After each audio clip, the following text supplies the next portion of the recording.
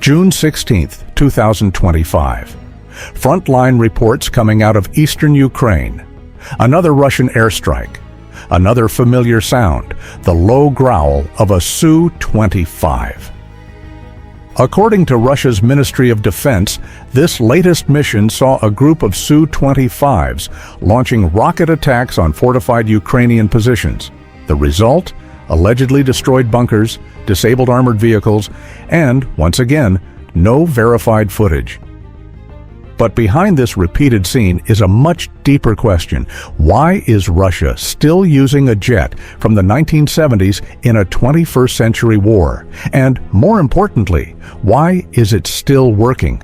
Let's unpack the strange comeback of the Su-25 Frogfoot, how it survived 5 decades of combat, and why it matters more now than ever.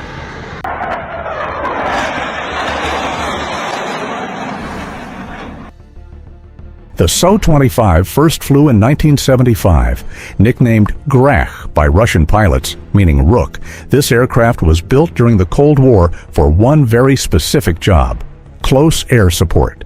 Think of it like the Soviet answer to the American A-10 Warthog.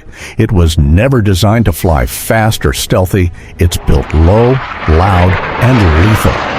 Armor plating wraps the cockpit. The engines are mounted high to resist heat-seeking missiles from below. Its systems are analog and tough. Even if you hit it, it might keep flying. It's not elegant, but it's effective, especially in the brutal terrain of modern trench warfare.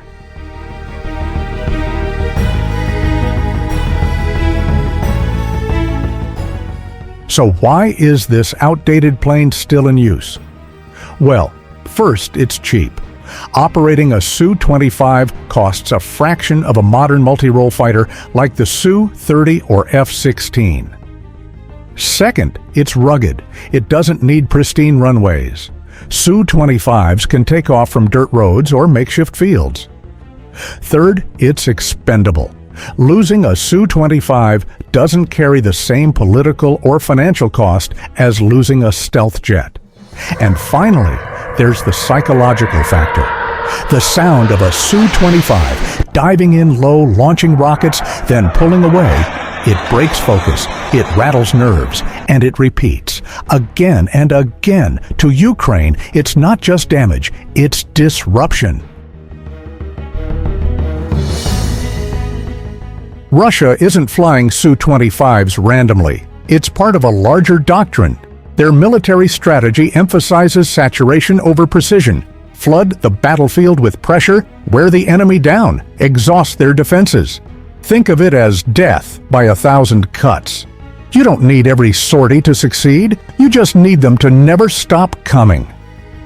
And in a war of attrition, jets like the Su-25 become ideal tools. They're fast to deploy, fast to repair, and fast to strike. Even if 3 out of 10 are stopped, it's the other 7 that matter.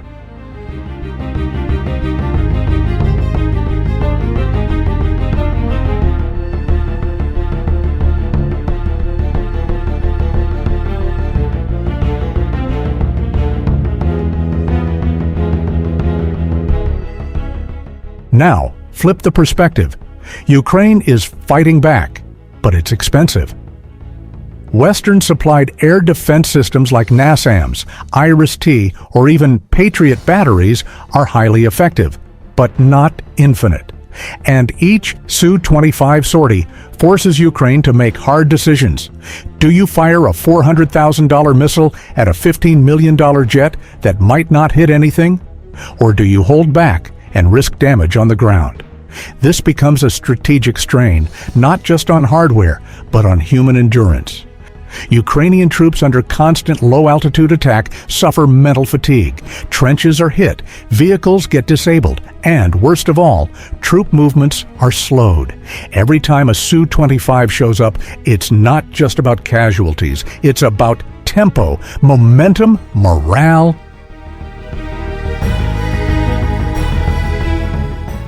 Here's where it gets interesting. We live in a time of drone swarms, satellite-guided artillery, and AI-assisted surveillance. Yet a jet from the 1970s is still a frontline threat. It proves that in modern war, the winner isn't always the one with the shiniest tech. It's the one who can fight longer, cheaper, and dirtier. Su-25s are tools of endurance, not elegance. They remind us that victory often depends more on logistics than laser-guided missiles. And that's the uncomfortable truth. Battlefield efficiency sometimes beats innovation.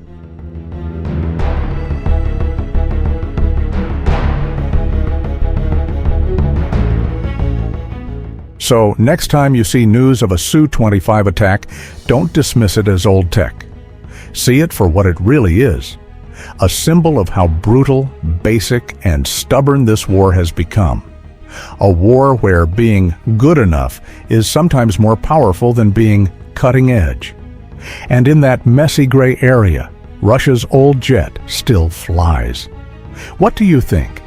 Is the Su-25 proof that the future of war isn't always futuristic? Or is this just the last gasp of Cold War tactics? Leave your thoughts below. Let's talk about it.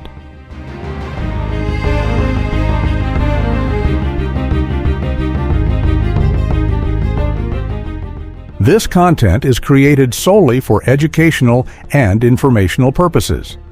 It is intended to provide insights based on verified data, credible sources, and careful analysis.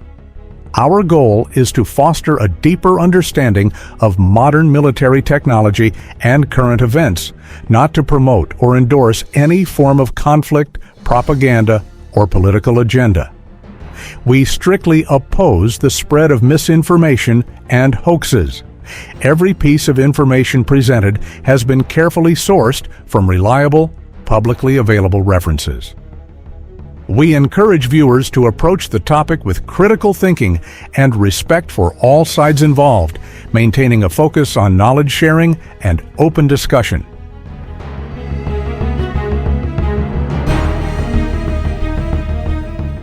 If you like this kind of deep dive breakdown, hit that like button. Subscribe for more real-world defense analysis without the fluff. And hey, share this with someone who still thinks old jets don't matter. See you in the next one.